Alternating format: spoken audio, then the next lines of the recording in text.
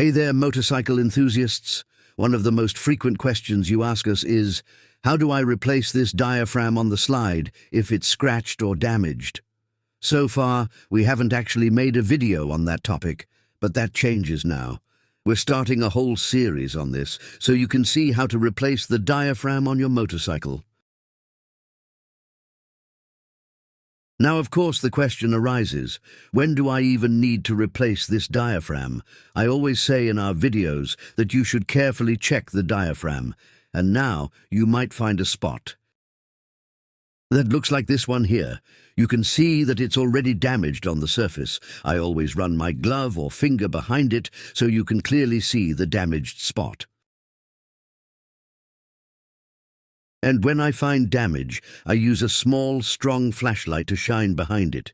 Here, we don't see any light yet, even though there's a visible small damage up top. Now let's take a look at this other diaphragm I found for you. It looks similar, but when I shine the light behind it, you can clearly see that a small hole has already formed.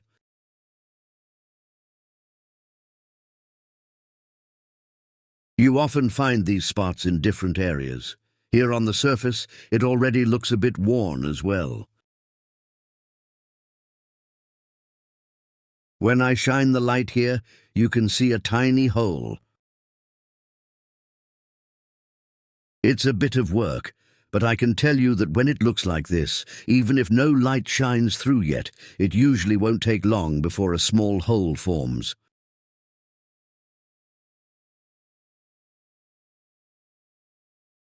So if you've already taken the trouble to thoroughly clean the carburetor and are installing a new repair kit, which you can find in our video description, you should also check out our shop and order the diaphragm right away. It's one of the very few shops in Europe that sells these high-quality diaphragms. And please remember to order the correct number of diaphragms. I always replace all the diaphragms, even if only one is damaged. Usually, it doesn't take long for the others to wear out too. Now, this is specifically about the diaphragm for your carburetor, so for your motorcycle, and it looks like this. As I said, the link is in the video description. If you've received this set, the bag contains the diaphragms in the correct quantity, the adhesive, and a small instruction guide. Please keep everything, including the bag, because we'll need it. You'll also need a small piece of wood, a sharp utility knife, which we've linked in the video description, a marker, and silicone spray. For your motorcycle, this upper plastic ring needs to be cut off and won't be needed for reassembly. First, though, we need to mark the position of this little tab here. This tab must be reinstalled in the exact same position on the slide. For that, we'll use the marker, and I recommend working as precisely as possible. If you draw a line on the old diaphragm here, it's no problem at all. And if the line goes over the plastic ring, that's also fine. So please work as accurately as possible here. And the mark should be visible on the metal part of the slide. It's important to note, if you want to put the slide into the ultrasonic cleaner after removing the diaphragm, you should mechanically mark the slide. The mark will likely disappear in the ultrasonic cleaner, and then you won't know how to properly position the diaphragm afterward. Now that we've marked everything carefully, fold the diaphragm down and lay the slide at an angle on this small piece of wood. You can, of course, approach this differently, but for me, this method has proven to be the best. If you have a sturdy utility knife like this one, you can work with some pressure from above to cut the plastic ring. As I mentioned, you won't need this ring afterward.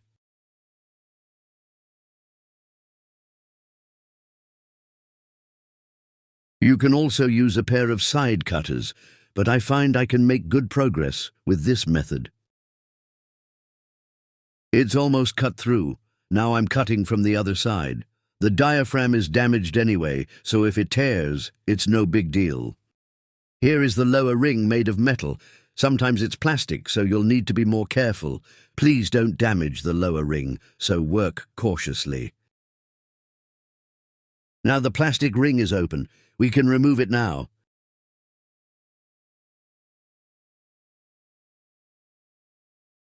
You can toss it along with the diaphragm, since it's damaged anyway.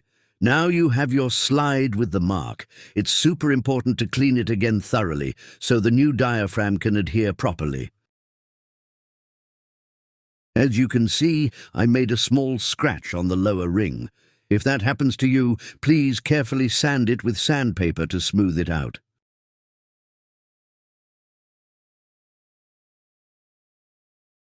So friends, I have 4 new diaphragms in front of me because I'm working on a carburetor from a 4-cylinder engine.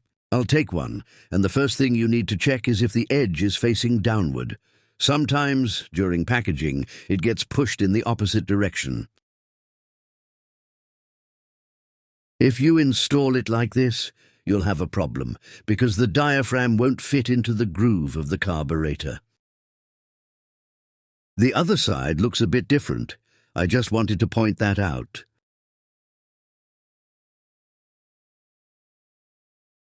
So please pay attention. When you place the diaphragm on your hand, the edge should face downward. This edge will sit in the groove of the carburetor housing. You can see a difference there.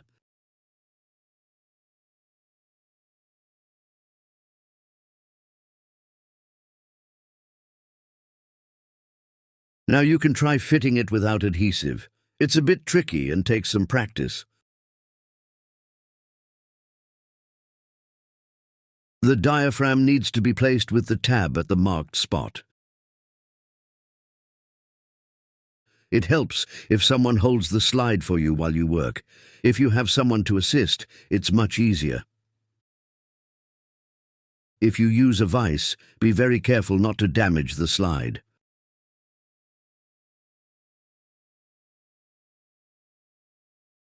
Now this small edge that I'm showing you has to fit into the groove of the slide.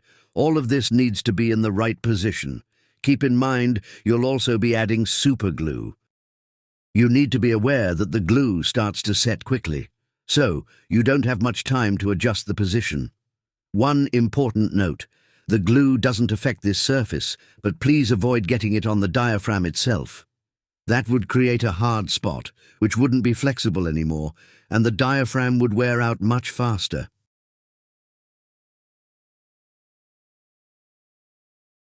I recommend practicing this a few times so you can get the diaphragm aligned with the tab at the marked spot.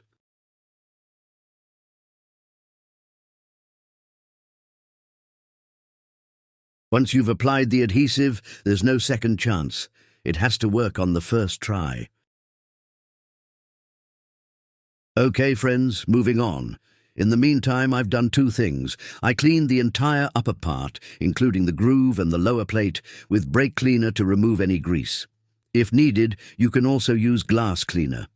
It has to be very clean and grease-free, otherwise the glue won't bond properly. In another area, far from where we're working, I sprayed the bag that the diaphragms came in with silicone spray. This coats the bag with silicone spray, and you'll need to do this before gluing each diaphragm. We'll be pressing the diaphragm onto that surface, and we don't want it to stick, so we use the silicone spray as a release agent.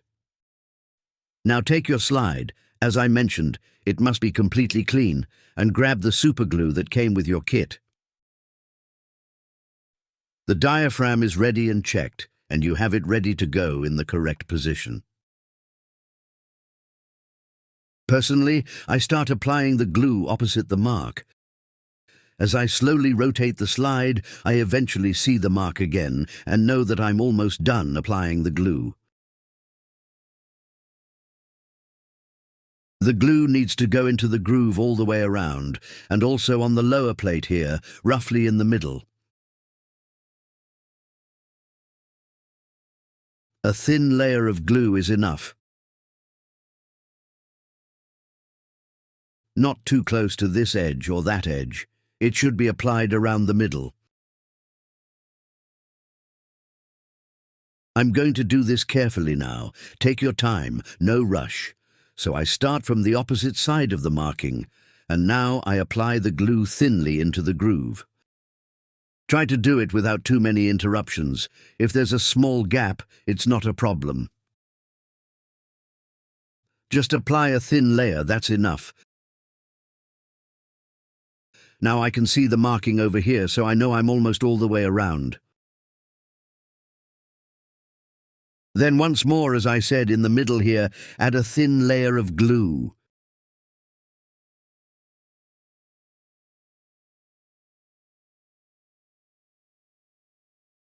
That's okay, looks good. Tighten the glue cap and set it aside. And now comes the part you've practiced. It needs to work on the first try. Align the tab with the marking, and the diaphragm must be placed here. And please, be careful not to smear the glue onto the diaphragm itself.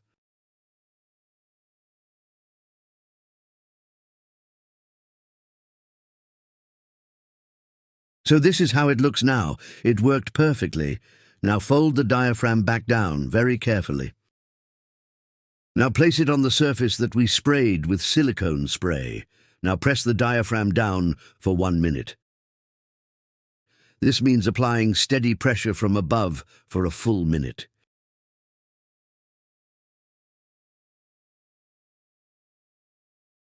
Now you can carefully lift it off. That's why we use the silicone spray, so it doesn't stick. Take a look, everything looks good on top. A bit of silicone on the diaphragm isn't a problem at all. Now fold it back into its normal position so you can check underneath. And look, it looks perfect. This is exactly how it should look, with the edge fully seated all around. And one more very important thing, don't install it immediately. Let it cure for 8 hours, very important. So just set it aside, and after 8 hours, you can continue with installing the slide into the carburetor. Please remember to check the video description. You'll find all the materials you need there, including fully assembled slides if they're available for your motorcycle. This gives you the option to say, okay, before I take on this project, I'll just order a complete slide and install that instead.